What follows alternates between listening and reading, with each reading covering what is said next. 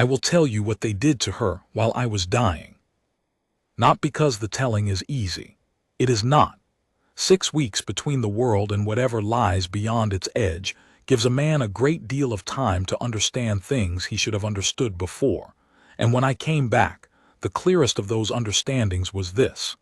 The people I had trusted to hold things steady in my absence had made one decision I would not forgive, and I intended to correct it before I did anything else. Her name was Sira. She kept the territorial records of Kervith, every boundary stone, every alliance clause, every supply agreement with the lowland holds, every census entry from the outermost garrison posts. She had been doing it for 7 years when the border arrow found me, and she had been doing it better than anyone before her.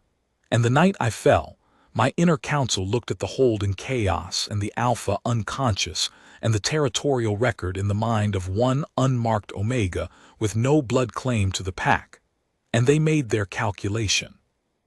They escorted her to the hold's outer gate at the second hour of morning, with 3 days' provisions and the suggestion that the border village of Ashford, 3 miles down the valley, was a reasonable destination.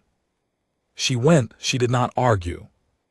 I was told she had simply gathered what was hers, which was not much, because people who are treated as administrative convenience rarely accumulate much, and walked through the gate, and the gate closed behind her, and 6 weeks went by. When I came back, I went to find her. Everything else could wait. Let me tell you about the arrow first, because it is the beginning of everything. It was a spring patrol along the northern pass. The snowmelt had started early, the rivers running high and fast, and there had been reports of a rival pack testing our boundary markers in the high gorge, where the trail narrows and visibility drops to 30 yards. I rode out with 8 wolves. We found the boundary markers undisturbed. We were turning back when the arrow came from the rocks above the trail, and it caught me in the shoulder with the specific precision of someone who had been waiting with patience and good sight. The poison was not designed to kill quickly. It was designed to take down a large wolf, which is what an alpha king is at the level of his blood, and it did that well. I was conscious long enough to give orders. Bren, my guard captain, received them with the expression of a man who has rehearsed for this moment and does not enjoy being right. And then the darkness came up and I went into it. I am not going to tell you what the darkness was like. Some things are not for the telling. What I will say is that it was not empty, and it was not peaceful, and there was something at the edge of it that I could not quite reach, a warmth at a distance, a presence I had no name for, a thread I held without knowing I was holding it. 6 weeks, the healers told me afterward. 6 weeks before my wolf burned through the poison and dragged me back. The first thing I did when I could speak was ask for my counsel. The second thing I did, when they had assembled at my bedside with their relieved faces and their careful reports, was ask for Sira. The third thing I did, when the silence told me everything before any of them spoke, was send them out of the room. Then I lay in the bed that smelled of 6 weeks of healing, and I understood, very quietly, what I was going to have to do. Her full name was Sira of the Ashford line, which was, as the council had noted in their calculation, not a ranking line. The Ashford family had been boundary farmers on the valley's lower slopes for 4 generations, which meant they were pack members in good standing, contributing and counted. But they were not in any of the 12 ranking families whose names carried weight in a council decision. She had come to Kervith Hold 7 years ago with a demonstrated facility for numbers and maps, and the particular kind of patient, systematic attention that territorial records require. My predecessor, the previous keeper of Kervith's records, had been aging and glad to train a replacement. She had learned everything he knew in 2 years, and when he retired to the lower valley, the records were already hers in every meaningful sense. I had known her the way a commander knows a good quartermaster, not closely, not personally, but with the deep professional appreciation of a man who understands what it costs when something important is done badly, and has never, in 7 years, seen Sira do anything badly. When I needed the boundary record of a specific stone marker in the Eastern Gorge, she had it. When the Lowland Alliance came up for renewal, and I needed the original clause language from 9 years before, she had it. When the census showed a discrepancy in the Western garrison numbers, she had already identified it, corrected it, and made a note of what had caused it, before I had finished asking the question. I had also, if I am honest with myself in the way that 6 weeks between the world and its edge makes you honest, been aware of her in another way entirely. Not loudly, not consciously in the early years. But there is a quality to the awareness that builds when you spend 7 years working alongside a person who is precise, steady, and genuinely good at what she does, and who never performs anything for anyone, and who has the kind of stillness that is not vacancy but depth. And something in my wolf had been tracking it, quietly, for a long time. I had never given it a name. That was my failure, not hers. I had been the Alpha King of Kervith for 11 years, and I had managed every external threat with reasonable competence, and I had never once turned that competence inward and understood what was happening in my own chest when Sira of the Ashford line brought me the boundary records and our hands were close across the table. The arrow and the 6 weeks and the coming back, those things gave me the name. Bren came back when I called him, alone, and sat in the chair by the window that let in the spring light and the sound of the fast-running snowmelt river below, and he told me everything. He told it with the economy of a man who knows that the person listening already understands the shape of it and doesn't need it softened. Councillor Orrin had made the decision at the 4th hour of the first night. The other 6 council members had, in the chaos of an unconscious alpha and a poisoned border and 8 wolves who needed direction, deferred to his authority in the immediate crisis. And Orrin had moved quickly, the way that people who have been waiting for a particular opportunity move when it arrives. She was a cost, Bren said. That was his language, a non-essential expense at a time when resources needed to be focused on the Alpha's recovery and the border defense. She had no mate claim, no blood claim, no ranking family. She was, in his assessment, administrative convenience that the pack could manage without. I listened. He made the argument in about 20 minutes, Bren said. 3 of the council agreed immediately. 2 abstained. 1, Councillor Devra, objected. Orrin overruled the objection on emergency grounds. And Sira? She was informed at the 2nd hour of morning. Deva went to her room herself, which I think was Devra's way of making sure it was done with something resembling dignity. A pause. She packed in under an hour. She didn't argue.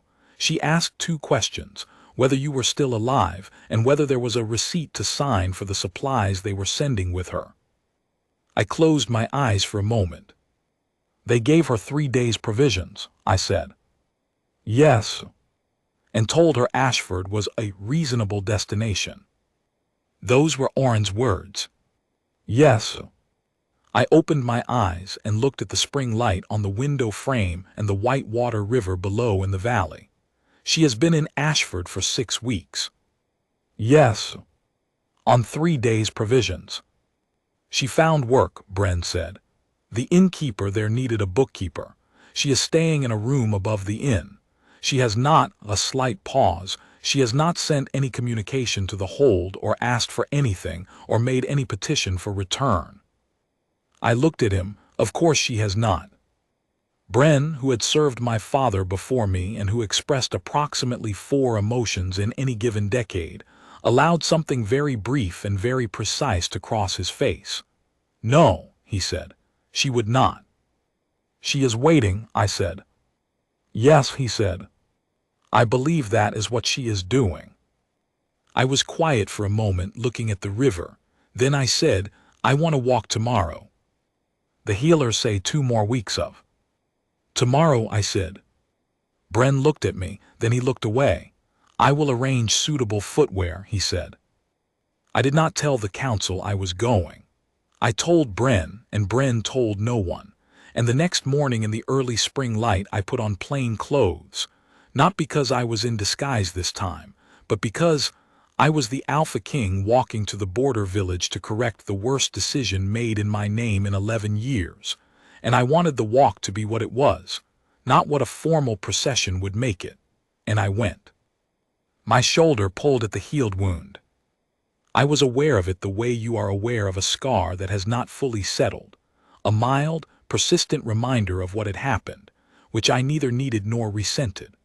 The valley was alive with the sounds of spring, the river running white and fast, the high birch trees in the first pale green of new leaves, the birds that return when the snowmelt starts and fill the mornings with a sound that is almost violent in its cheerfulness after a long winter. I walked the 3 miles in the spring morning, and my wolf walked with me, not the feverish, uncertain wolf of the 6 weeks, but the one that had come back with me, steady and certain and pointed in one direction. Ashford was a small place. A mill, a forge, a market square, an inn, a cluster of houses along the road that ran between Caervith and the lowland holds. I had ridden through it on inspection twice in 11 years, and had the impression of a tidy, practical village with little interest in politics and considerable interest in the spring fair. The inn was on the far side of the square, fronted by a stone step and a painted sign. The window above the sign, the room above the inn, had its curtain half open. I stopped in the square and looked up at it. The curtain moved. I went to the door. She came downstairs in the time it takes to cross a small room and reach a stair. I heard the step on the landing, and then the step on the stair, and then she was at the bottom of the staircase, and I was standing in the inn's entry passage with the morning light coming in through the open door behind me, and we looked at each other. She looked precisely as she always had, dark hair, steady hands, the particular quality of stillness I had been trying to name for 7 years. She was dressed in the inn's plain colors, which suited her no better and no worse than the hold's administrative colors had, because Sira did not dress for observation. She looked at me with the direct, level attention she gave to everything. "My lord," she said. Not carefully, not with the particular intonation of a woman managing the size of the emotion she is feeling. Simply my title, as she would have said it in my study when she brought me the quarterly boundary report. "Sira," I said. She waited. She had always been good at waiting, the patience of someone who has spent 7 years keeping records that require absolute accuracy and knows that rushing produces errors. I said, "I want to tell you that what was done was not my order, was not my wish, and will not stand." She looked at me. Something moved in her eyes, not surprise, not relief, something more interior than either. "I know," she said. "You were unconscious. I want to tell you I am sorry that it happened." "You were unconscious," she said again, with the same directness, and this time there was something behind it that might have been the absolute refusal to let me carry blame that was not mine. I said I was also, before I was unconscious, someone who should have understood certain things more clearly than I did. That part is mine. She looked at me for a moment, the long, assessing look I had come to know as her mode of receiving information that she was not yet ready to respond to. Then she said, "Are you recovered? Your shoulder?" "Recovered enough to walk 3 miles, I said, "as you see." "You should not have walked 3 miles, she said, not a rebuke. An administrative observation about resource management applied to a person she apparently considered a resource worth managing. Something in me, some tightly held thing that had been held for 6 weeks in the dark, and 6 days since waking, and 3 miles of valley road, came very slightly undone. I said, "Sira, will you come back?" Not a command. I had thought about this on the road. The Alpha King of Caervith did not have to phrase things as requests. He could phrase them as requirements, and the pack would comply. I did not want compliance from her. I had received compliance from people my entire adult life, and it had never felt like this particular quality of urgency about getting her answer. She looked at me steadily. Then she said, "Is that an order?" "No," I said. "It is not, I am asking." A pause that lasted long enough for the innkeeper, somewhere behind her, to quietly move further into the back room, with the instinct of a practical person who can read a threshold moment. She said, "What would I be returning to?" I said, "Your position, your records, your room at the hold." A pause, "And whatever else you are willing to discuss." She looked at me for a moment. Then she said, "The territorial records have been in poor condition for 6 weeks. "Yes," I said, "I am aware. The spring renewal of the Eastern Alliance Clause is due in 11 days. "Yes, I know. I have been trying to reconstruct the original language from." "I have it," she said. "I have everything in here." She touched her temple briefly with one finger. "I kept it." I stared at her. "I was not certain," she said with the particular honesty of a precise person, "that I would be asked back, but I kept the records in my head regardless, in case." A pause. "The boundary stones in the northern gorge, the ones near where you were found, 3 of the markers are flagged for spring inspection. I had the dates. I kept those too." I said nothing for a moment. My wolf was doing something I can only describe as recognition, the particular, unmistakable quality of understanding something you have been trying to name for a long time and have finally, precisely named. I said, "Will you come back?" This time she heard the difference in it. She looked at me, the long interior look, and then she said simply, "Yes." I held out my hand. She looked at it, then she took it. "I will tell you now about the bond mark, because that is the thing that changes everything, and it happened in that doorway. I did not know to expect it. That is the truth. I had read the old pack lore. Every alpha king of Kervith was taught the old lore, and I knew that a fated bond mark was supposed to ignite on honest touch between fated mates. But I had spent 11 years in Kervith, and the bond mark on my right wrist, old silver, the mark I had carried since my wolf matured, the permanent trace mark that all alpha kings of the line carry, which was supposed to light to gold when it found its mate, had never done anything, and I had stopped expecting it." Her hand came into mine, and the world stopped being ordinary. It was not painful. It was not even surprising, exactly. It was more like the feeling of a word arriving after a long search for it, the specific click of the right key in the right lock. The mark on my wrist went from the old silver to living gold in the span of a breath, and I felt it run up through the bone and into the shoulder, and through the healed wound, and through everything, not hurting but illuminating, the way light enters a room when someone opens a door that was previously shut.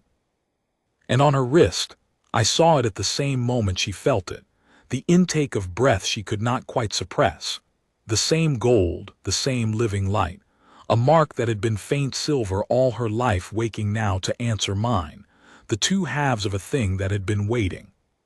She looked at her wrist, then at mine, our hands still joined, then at me.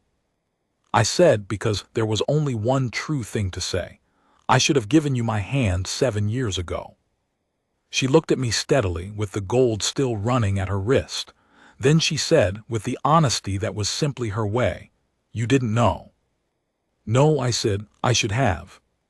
She thought about this for a moment, the considering pause of a precise person deciding whether the statement is accurate. Then she said, "You know now." "Yes," I said, "I do." We were still standing in the inn doorway. The spring morning was around us. And behind me, I had not told them to come, but I had not told them not to, and Bren knew everything, and Bren had apparently made certain decisions about what the council needed to witness. I heard footsteps on the road. I did not turn around. I said quietly to Sira, "The council followed me." She looked past my shoulder with the expression of a territorial scribe looking at a problem that wants solving. "I see them," she said. "They are going to watch this," I said.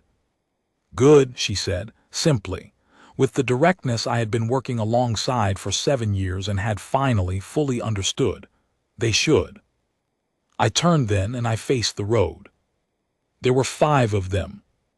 Orrin at the front, because Orrin was always at the front, and part of his long tenure as head counselor had been built on his ability to arrive at the front of things before anyone else had decided whether arriving was a good idea. Behind him, Counselor Devra, who had objected, and 3 others who had not objected, and Bren at the very back with his impassive face that told me everything. They stopped when they saw the marks. I am not talking about a polite or uncertain pause. I mean they stop the way things stop when they encounter something they cannot immediately categorize. The gold at my wrist, the gold at Sierra's wrist, the 2 of us standing in the inn doorway with our hands joined, and the morning light making the marks unmistakably visible. Orrin looked at the marks. He looked at Sierra, he looked at me. I said into the quiet of the spring morning, Sierra of the Ashford line is my fated mate. The bond mark has ignited, as you see. She will be returning to Caervith Hold as Luna of Caervith.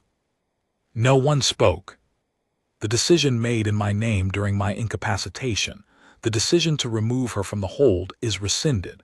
It was made without my knowledge or consent, and it was wrong.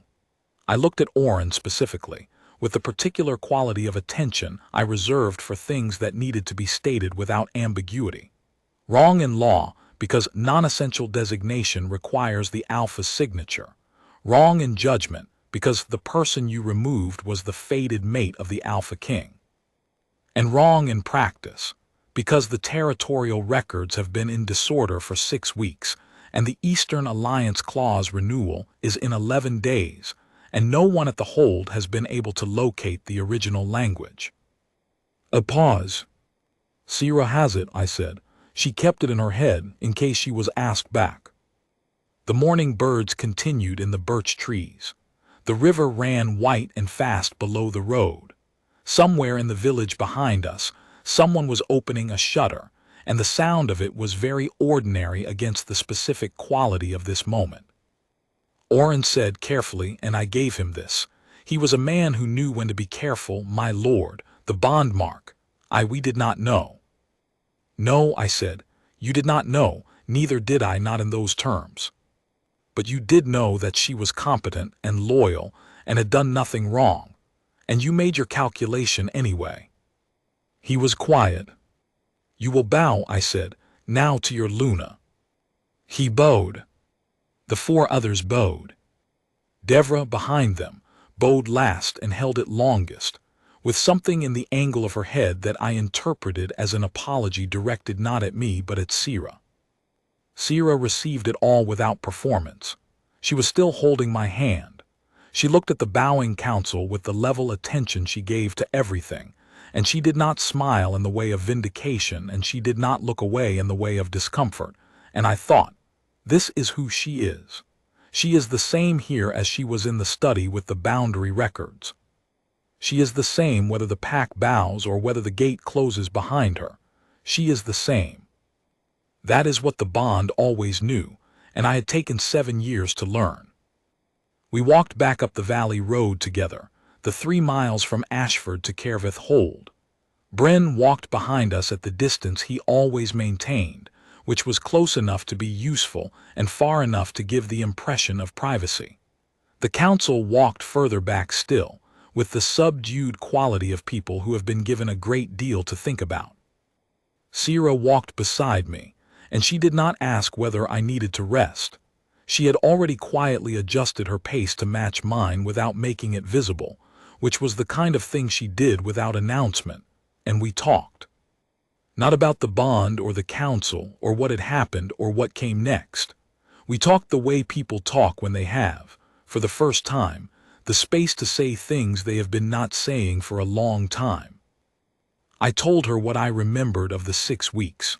Not all of it, some of it was not speakable, but the thread I had held, the warmth at the edge of the darkness, the thing I had not been able to name. She was quiet for a moment. Then she said, carefully, I stayed in Ashford because I did not want to go further. I know, I said, Bren told me.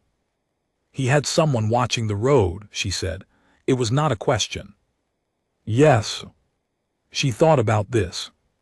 That was considerate of him, she said, with the particular dryness that I had been hearing for 7 years as simple practicality, and was now hearing, for the first time, as something additional. He knew, I said. Bren. He knew more than I did, I think. He has always known more than I give him credit for. He is very good at his work, she said. He is, I said, as are you. She looked at me sidelong. That is not the same category of thing. No, I agreed, it is not. She was quiet for a moment. Then she said, I kept the records because it was correct to keep them, not because I expected to be asked back. I want that to be clear. I looked at her. I know, I said, that is exactly why I asked you back. She considered this for the length of several steps. Then she said, in the quiet, precise way she said the things she meant most, I would have stayed in Ashford indefinitely. I want you to know that also. I was not going to petition. I was not going to ask for anything. I was going to wait until you were well, and then I did not know what. I had not planned that far. You were waiting, I said. Yes, she said, I was waiting. The birch trees lined the road above the river, pale green and shivering slightly in the spring air. The water ran loud below us. Kervith Hold was visible now at the top of the valley slope, its stone garrison walls gray gold in the morning light. I am sorry it took me 6 weeks to come back, I said. She said, with the honesty that was her greatest quality, and the thing I now understood I had been drawing toward for 7 years. You were dead, very nearly. Nearly, I said. And then you walked 3 miles with a healed shoulder wound the morning after you woke, she said, which was not advisable. No, I said, it was not, but it was the only thing I wanted to do. She looked at the road ahead, then very quietly, I know. Kervith Hold received us in the way that a hold receives its alpha returning with news it did not expect, with the particular silent recalibration of a community that is observant and practical and understands, without being told, that the landscape has changed. Karen, the hold steward who had been at Kervith since before I was born, appeared in the gateway with the automatic precision of a man who has spent decades arriving exactly where he is needed. He took in my shoulder, which was bearing the 3 miles without complaint. He took in Sira at my side. He took in the gold marks at both our wrists, visible in the morning light. He bowed to Sira first. Not to me, to her. I had not told him to. He did it because he understood his work, which was the hold's well-being, and he understood that the hold's well-being was standing in the gateway on a spring morning with its bond mark lit and its spine straight, and the correct thing to do was to acknowledge it immediately and fully. Welcome back, my lady, he said to Sira. Sira looked at him with the level gaze. The Eastern Alliance records, she said. I will need the table in the East Archive. The renewal is in 11 days. I will have it prepared, Karen said, without missing a step. Thank you, she said. She walked into the hold. I followed her. There are things I could tell you about the weeks that followed the Eastern Alliance renewal, which she managed with the precision of someone who had been rehearsing it in her head for 6 weeks. The territorial inspection of the Northern Gorge markers, which she accompanied because the flagged stones required the original survey notes, and she had those memorized. The moment when Councillor Devra came to her privately and apologized, not with political calculation, but with the plain language of someone who knows they failed, and is saying so directly. There are things I could tell you about learning, after 11 years of ruling Kervith, what it was to have someone beside me who had no interest in my title and considerable interest in whether the spring garrison supply numbers were accurate, who argued with me when I was wrong and was not performatively apologetic about it, who kept the records of everything and had no record of her own worth except the evidence of 7 years of work that spoke for itself. But what I want to tell you is about a morning in late spring, 2 weeks after we came back from Ashford. Sira had been in the East Archive since first light. I came to find her at mid-morning, and she was standing at the long table with 3 sets of records spread before her, a pen in her hand, the particular focused expression she wore when she was locating a discrepancy and tracking it to its source. I came and stood beside her. She did not look up. She said, "The garrison census in the 4th Western posting has an error that dates back 4 years. Someone was counted twice. It has compounded." "Can you correct it?" I said. "I have already corrected it," she said. "I am now finding where else the error has propagated." She turned a page. "It will take until this afternoon." I watched her work for a moment. The spring light came through the archive's high windows. The bond mark at her wrist was ordinary now in the way that the most important things become ordinary. Not diminished, simply present. The way the river running below the valley is always present once you have lived beside it long enough to stop hearing it as remarkable and start hearing it as simply the sound of where you are.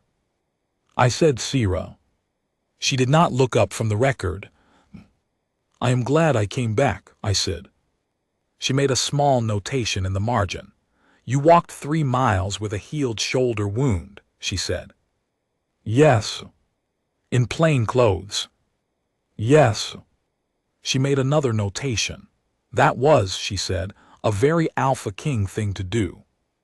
I said nothing. She was not wrong. She turned the page, found the next compounded error, and made a note.